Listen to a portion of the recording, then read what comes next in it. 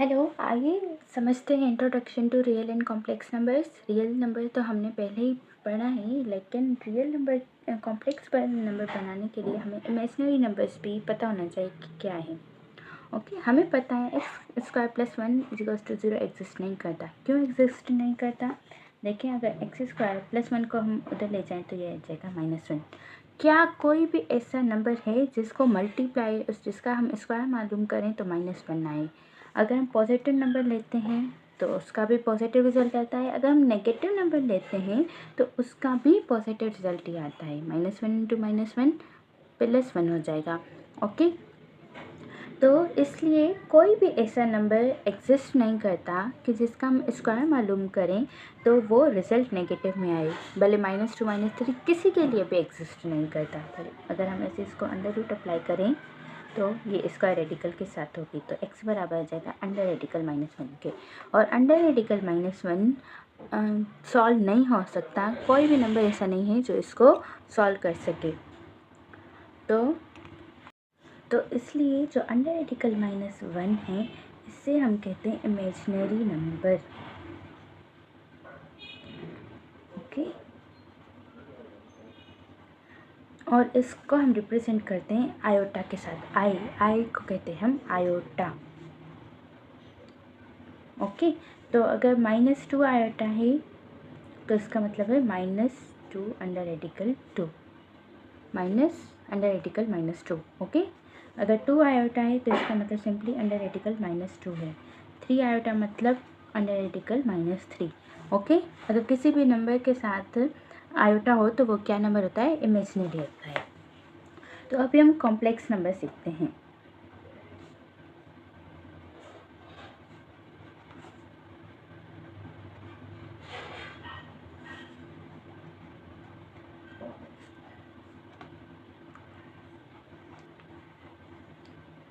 जब भी हम रियल और इमेजिनरी नंबर को मिलाते हैं तो क्या बन जाता है?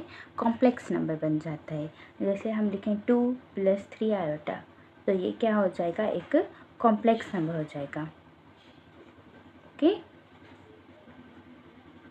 ऐसे हम -2 -3 आयोटा लिख सकते हैं, -2 + 3 आयोटा लिख सकते हैं, 2 - 3 आयोटा लिख सकते हैं। मतलब यहाँ पर कैसे भी नंबर आ सकते हैं, लेकिन शर्त ये हो कि एक पार्ट रियल हो, एक पार्ट क्या हो? इमेजिनरी हो। और इसको कॉम्प्लेक्स नंबर्स को लिखने के 2 तरीके होते हैं। एक उसको हम ऐसे लिखते हैं जिसमें आयोटा को रिप्रेजेंट करते हैं इमेजिनरी पार्ट से, और जो जिसके साथ आयोटा नहीं होती वो क्या होता है? रियल पार्ट होता है। और इसको हम ऑर्डर्ड पेयर में भी लिख सकते हैं। सही है, तो -2, 3 भी क्या है कि कॉम्प्लेक्स नंबर इसको कह सकते हैं। इसमें जो x वाली वैल्यू होती है वो क्या होता है? रियल पार्ट होता है। और जो y वाली वैल्यू होती है ये क्या होता है? इमेजिनरी पार्ट होता है।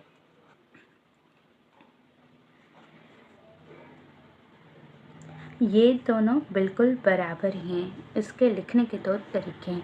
ओके, और अगर कोई नंबर ऐसे लिखा हुआ आता है तो क्या हम इसे कॉम्प्लेक्स नंबर कहेंगे? हाँ, कह सकते हैं। इसमें हम 0 को एज अ रियल नंबर लेंगे।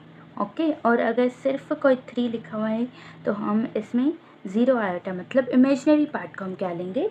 0 लेंगे।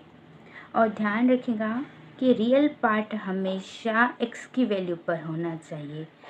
ये दोनों बराबर नहीं होंगे अगर हम ऐसे लिखते हैं। मतलब x की वैल्यू x के ऊपर x की जगह y की वैल्यू y की जगह होनी चाहिए। ओके, तो स्टार्ट करें एक्सरसाइज। 1.5 के फर्स्ट पार्ट में कहते हैं कि इन सबको a + IB फॉर्म में लिखें। तो ये बहुत सिंपल है। इसको 1, 2 को हम कैसे लिखेंगे? 1 + 2 आयोटा सिंपली, और यहाँ पर -1 + 1 आयोटा। 1 आयोटा ना लिखना चाहें तो 1 + आयोटा सिंपल। ओके, मतलब दूसरे के साथ बीच में प्लस लगानी है और जो दूसरा नंबर है उसके साथ आयोटा लगा देनी है, और कुछ भी नहीं करना। ओके, जो रह गए हैं सम्स आप खुद करेंगे। फिर भी अगर आपको कोई क्वेश्चन हो तो आप कमेंट्स में पूछ सकते हैं। नंबर सेकंड पार्ट में कह रहे हैं कि बताएं इनमें से इमेजिनरी पार्ट कौन सा है और रियल पार्ट कौन सा है। तो ये भी बहुत ही सिंपल है, मैथ्स बिल्कुल आसान है। 1 क्या है, यहाँ पर रियल पार्ट क्या है, 1 कैसे आइडेंटिफाई किया, क्योंकि यहाँ पर आयोटा नहीं रखा हुआ, और इमेजिनरी पार्ट के साथ क्या होगा, आयोटा।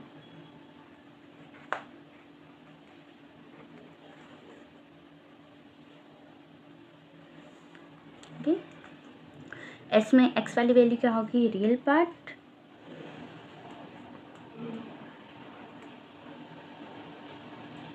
और इमेजिनरी पार्ट क्या होगा,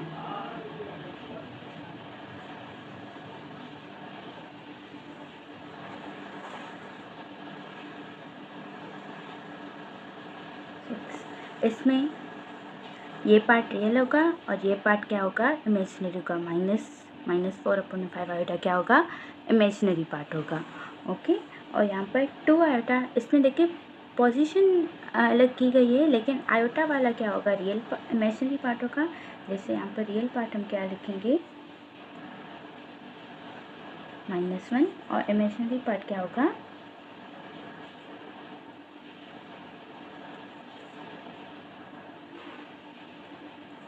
टू आयोटा। ओके, पार्ट 3 में कह रहे हैं कि इन नंबर्स के कॉन्जुगेट मालूम करें। अभी हम समझते हैं कॉन्जुगेट क्या होता है। कॉन्जुगेट का मकसद होता है कि अगर कोई भी कॉम्प्लेक्स नंबर है, उसमें जो इमेजिनरी पार्ट है उसकी सिंबल चेंज कर देना। मतलब अगर ये प्लस में हो तो माइनस में कर देना, अगर माइनस में हो तो प्लस में कर देना। जैसे यहाँ पर 3 + 2i है, तो इसका कॉन्जुगेट क्या होगा, 3 - 2i। ऐसे ही यहाँ पर 3 + 2i क्या होगा, कॉन्जुगेट को हमने z जो रिप्रेजेंट करता है वो कॉम्प्लेक्स नंबर को करता है, और z के ऊपर अगर बार आ जाए तो ये रिप्रेजेंट करता है कॉन्जुगेट को, मतलब कॉम्प्लेक्स नंबर के कॉन्जुगेट को। तो यहाँ पर इसका कॉन्जुगेट होगा 3 - 2i, और इसका कॉन्जुगेट क्या होगा, -1, क्योंकि हमें इमेजिनरी पार्ट की सिंबल चेंज करनी है। -3/4 प्लस, नहीं ये होगा प्लस आएगा, यहाँ पर हम देंगे माइनस, पर -4/5 आयोटा। ओके, अब आप इसको फर्दर सॉल्व करके प्लस भी कर सकते हैं, नहीं तो ऐसे भी सही है। और यहाँ पे इमेजिनरी पार्ट हमारा क्या है, इमेजिनरी पार्ट हमारा है 3i। भले ये पहले लिखा हुआ है, लेकिन है ये इमेजिनरी पार्ट, तो 1 - 3 आयोटा। ओके, नेक्स्ट पार्ट में कह रहे हैं, पार्ट नंबर 4 में, तो प्रूव करें z बार का, अगर बार मालूम करें तो वो z के बराबर है। मतलब अगर कोई कॉम्प्लेक्स नंबर है उसका हम कॉन्जुगेट मालूम करें, फिर उस कॉन्जुगेट का कॉन्जुगेट मालूम कर रहे हैं, तो वो ओरिजिनल कॉम्प्लेक्स नंबर के बराबर ही आएगा। आइए करते हैं, ये हमारा z है, -9/11 प्लस 10/9 आयोटा। इसका अगर कॉन्जुगेट मालूम करें तो क्या होगा, -9/11 प्लस 10/9, सॉरी प्लस नहीं माइनस। अभी अगर इसका कॉन्जुगेट मालूम करें तो क्या आएगा, -9/11 प्लस 10/9 आयोटा। Hence proved. आ गया ना, इसका आंसर ये ओरिजिनल सम के बराबर आ गया, तो ये प्रूव हो गया।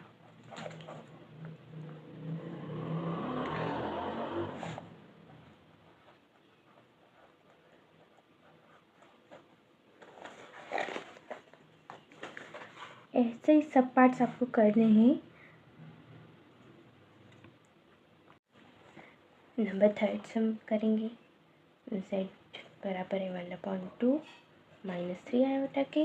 अगर इसका हम कॉन्जुगेट मालूम करेंगे तो ये हो जाएगा 1/2 प्लस 3 आयोटा, अगर इसका फिर से कंजुगेट मालूम करेंगे तो ये आ जाएगा 1/2 - 3 आयोटा। तो प्रूव हो गया।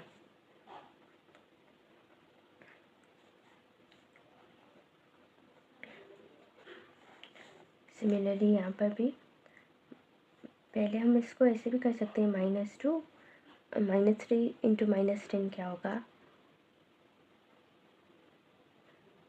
अभी हम इसको सॉल्व करना चाहे तो कर सकते हैं, लेकिन उससे थोड़ा कॉम्प्लेक्स हो जाएगा, तो हम सिंपली ऐसे ही लिखते हैं z बराबर है -2 -3 -10/9 आयोटा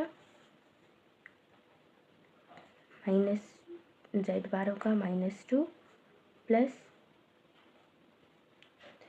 × -10/9 आयोटा, और z बार किसके बराबर होगा, z बार का बाद -2 -3 -10/9 iota. Okay, hence proved.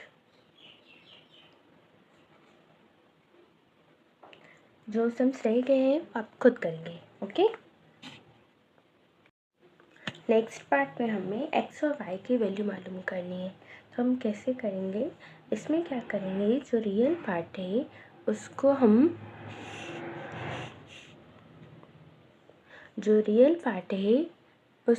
Real part के बराबर रखेंगे।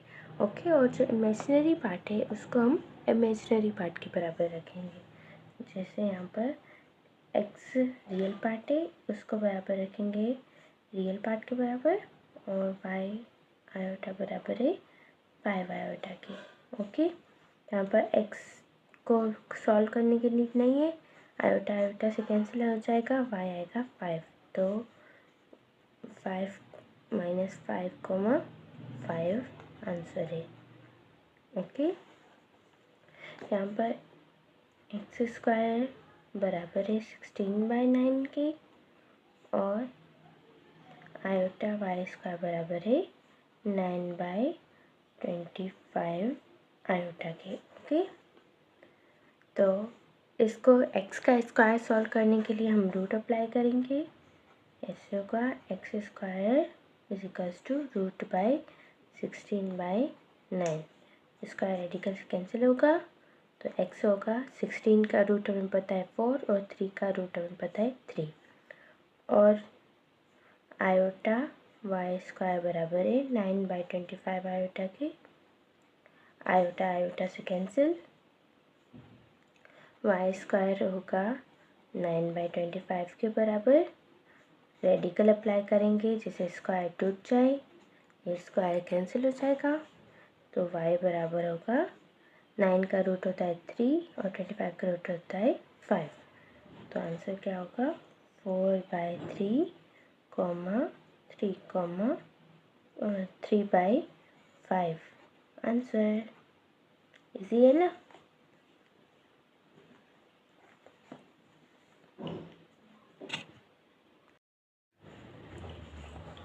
नेक्स्ट में भले ही y के साथ आयोटा नहीं, मतलब यहाँ पर y के साथ आयोटा नहीं है और x के साथ आयोटा है, तो x को बराबर रखेंगे इमेजिनरी पार्ट के बराबर, क्योंकि इमेजिनरी को इमेजिनरी के साथ ही रखना है।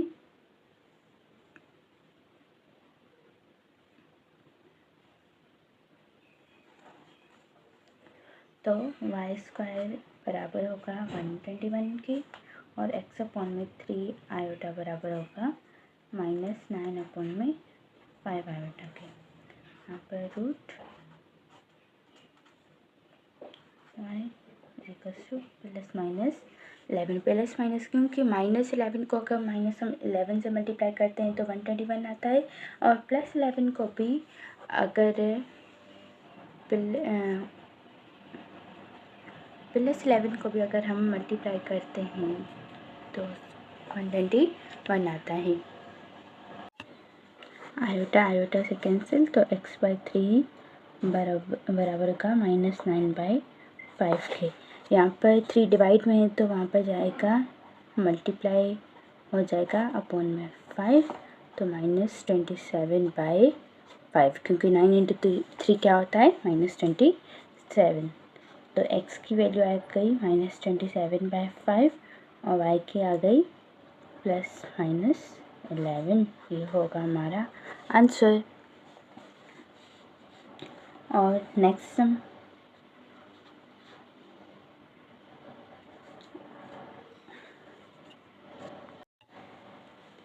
ये करते हैं। अभी हम रियल को रियल के बराबर रखेंगे। √5/3 इंटू एक्स बराबर है 6√3 1/2 और -3√2 y आयोटा बराबर है 2√2/9 आयोटा। ओके, तो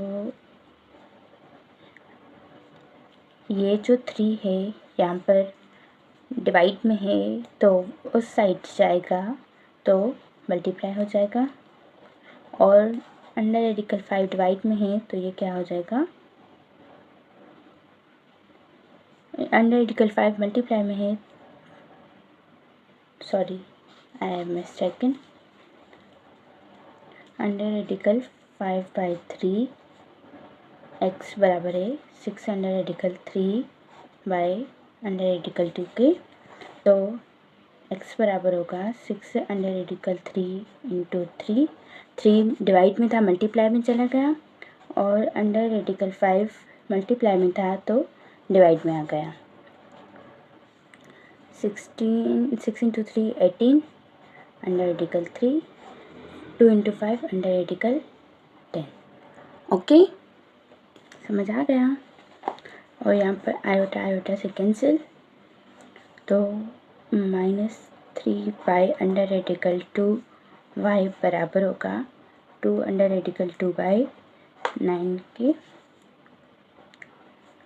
y 2√2 into √2 divided by -3 into 9, तो y होगा 2√2 इंटू 2 1 में -27, y इक्वल्स टू, इसको 2 हो जाएगा -27, तो y बराबर होगा 4/-27 के। तो हमारा आंसर होगा 18√3/10, 4-27। ये हमारा आ गया आंसर। स्टूडेंट्स, मुझसे एक मिस्टेक हो गई है, यहाँ पर -2 बार है तो माइनस इंटू माइनस प्लस हो जाएगी, तो अल्टीमेटली जो आंसर होगा वो हमारा पॉजिटिव ही होगा। ओके, अगर आपको मेरे पढ़ाने से मैथ समझ आती है तो प्लीज़ आप अपने फ्रेंड्स को, क्लासमेट्स को शेयर करें, और लाइक, सब्सक्राइब और शेयर करें, क्योंकि मैथ सीखना आसान है।